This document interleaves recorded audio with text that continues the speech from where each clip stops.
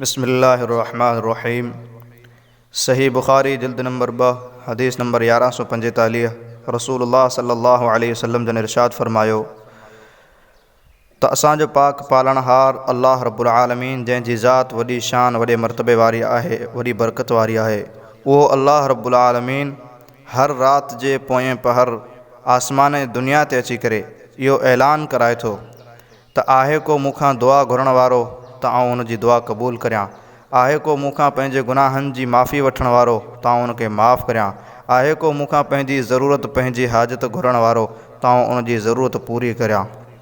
दोस्तो, इहा हदीस जेका आहे इहा तहज्जुद जो वक़्तु आहे, राति जो पोयों पहर उन जी फ़ज़ीलत आहे। त इहो जेको वक़्तु आहे इहो अल्लाह रब्बुल आलमीन खे ॾाढो प्यारो वक़्तु आहे ऐं अधरात जो इहो वक़्तु, तहज्जुद जी नमाज़ जो वक़्तु अल्लाह रब्बुल आलमीन जी रहमत जी ख़ासि नाज़िल थियण जो वक़्तु आहे।